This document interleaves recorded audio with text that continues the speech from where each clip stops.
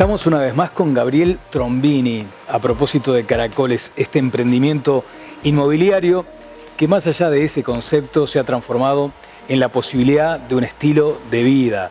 Viví Punta, Viví Mejor es un próximo evento que está organizando Caracoles y sobre eso queremos hablar con Gabriel. ¿Cómo anda? Muy bien, por suerte, Daniel. Muchas gracias por recibirme acá también. A ti por estos minutos. Antes de empezar la entrevista estábamos hablando de otra pasión de Gabriel, el motociclismo, Sí. que con el tránsito de Punta del Este es mucho más práctico.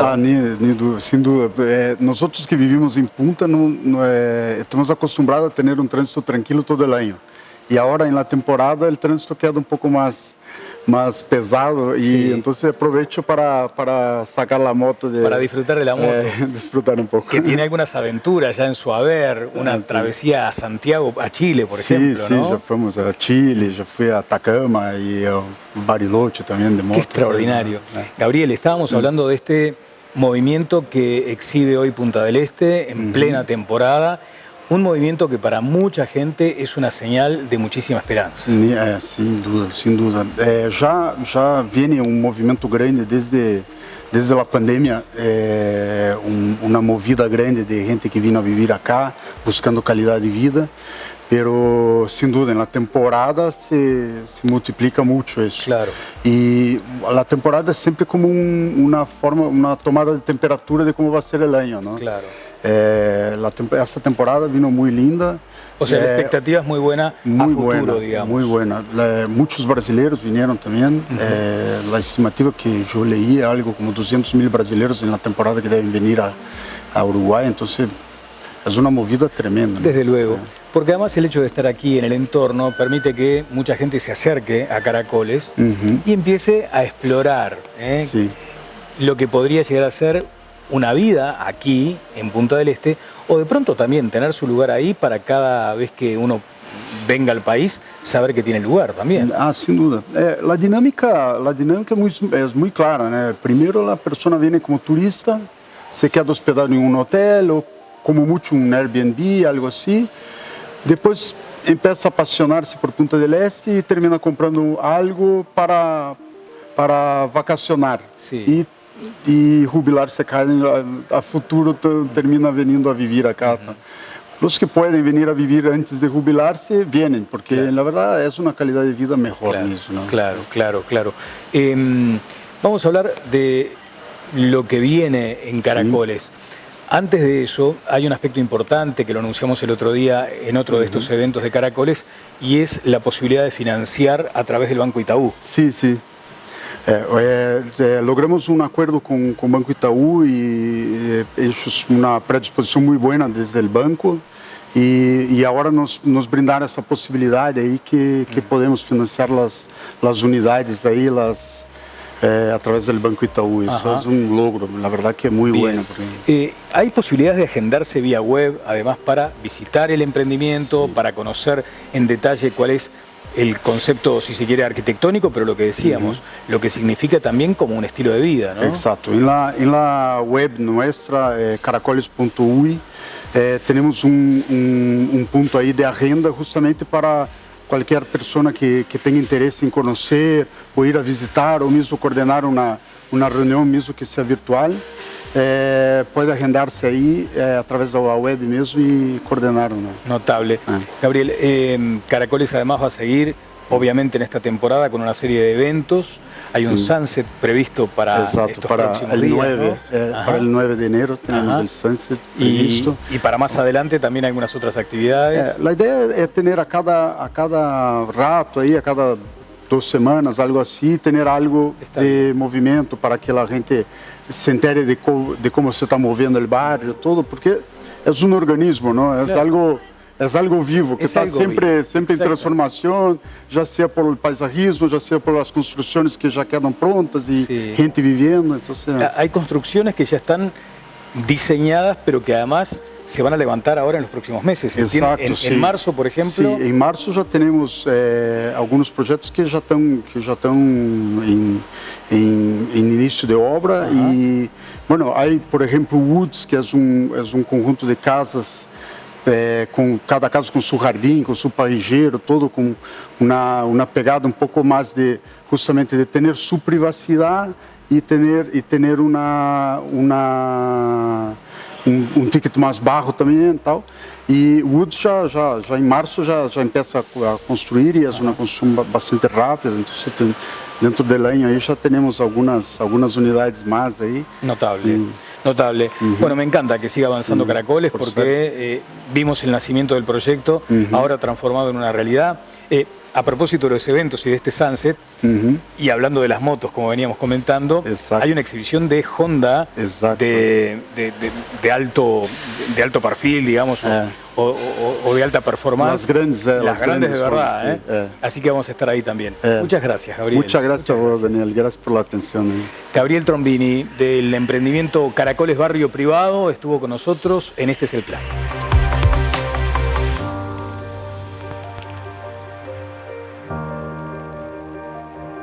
¿Cómo funciona el intercambio de información fiscal entre los fiscos precisamente, de información sobre todo financiera, tributaria?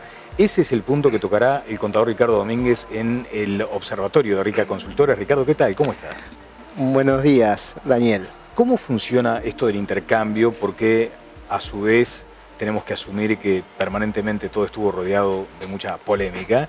Por lo tanto, poner algunos puntos en claro nos parece sumamente relevante. Primero, ¿cómo funciona este intercambio entre fiscos? Entre fiscos. Bueno, en primer lugar, existen convenios entre países donde intercambian información fiscal.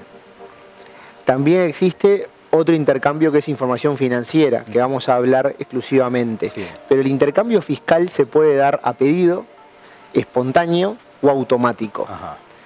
El sistema que hoy tenemos nosotros y que vamos a hablar es el sistema automático de información financiera de bancos, que esto le da pistas a los fiscos para saber cuánta plata puede tener una persona en X países o en varios países y qué rentas pueden percibir de ese dinero que le está generando en el exterior y saber los fiscos locales, donde es residente uno, cuánta plata puede tener generada en el exterior. Claro, bueno, interesante porque además, hay que decirlo, más de uno puede llegar a inquietarse con este tipo de informaciones.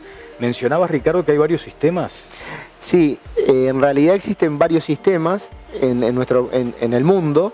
Uno principalmente el CRS de la OCDE, de los países principalmente de Europa, en el cual el CRS fue creado para que intercambien información bancaria en determinadas condiciones con los fiscos y los fiscos entre los fiscos, en definitiva, o sea, claro, el banco con el fisco de cada país y todos los países entre los que tienen convenio en ese CRS. Luego tenemos otro sistema creado por Estados Unidos, que es únicamente para Estados Unidos, que rige, es el FATCA, que en definitiva lo que hace es, generó prácticamente algo parecido, con otras reglas, pero parecido, donde ciudadanos americanos que están en Uruguay o en otros países, los bancos tienen que reportar, en definitiva, esos saldos, porque en definitiva lo que le importa al fisco americano es saber cuánto dinero tienen o generan los americanos en el mundo para liquidar los impuestos, claro, a nivel mundial, claro, en Estados Unidos. Por eso decíamos que más de uno puede ponerse nervioso con esto, ¿no?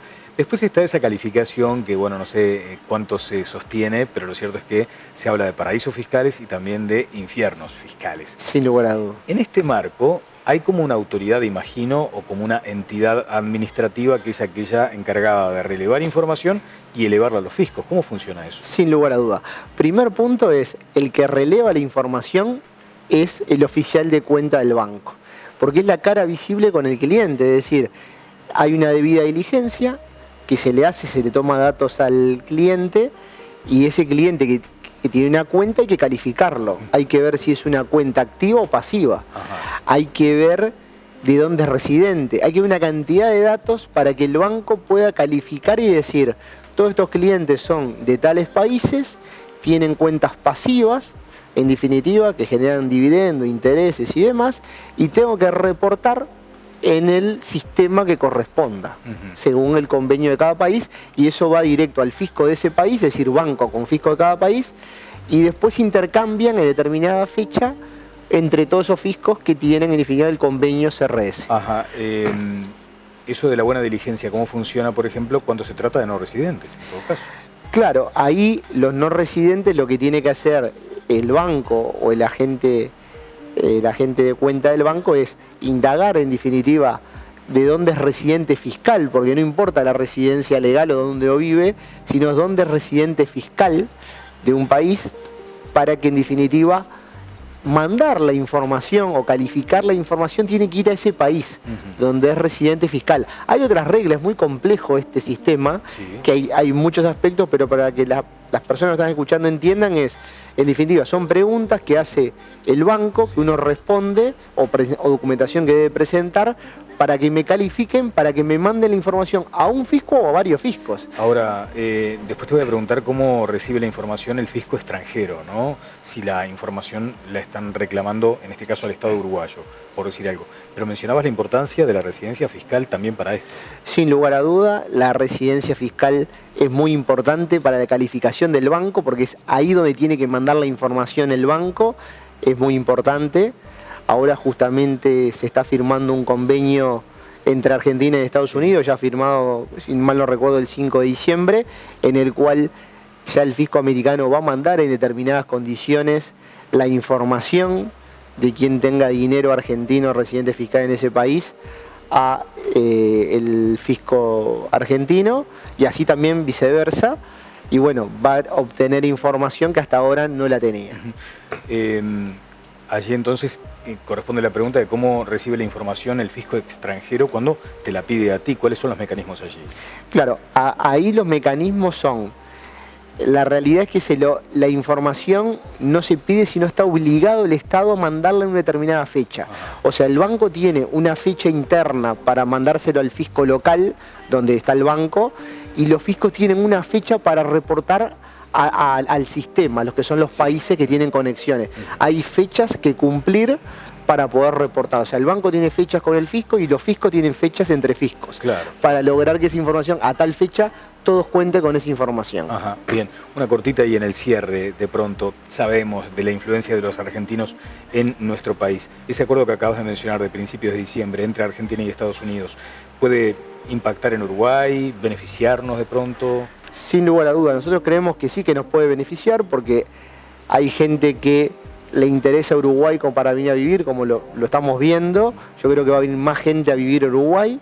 Uruguay no tiene por ahora convenio con Estados Unidos de intercambio en estas condiciones, es decir, que hoy no está habiendo esa información entre Estados Unidos y Uruguay, pero sí la va a haber entre Argentina y Estados Unidos, y cada uno verá, en definitiva, lo que le sirve y dónde le sirve estar o vivir o tributar o vivir y pasar su tiempo. Muchas gracias. Por favor, Daniel, muchas gracias a ti. El contador Ricardo Domínguez en este observatorio de Rica Consultores.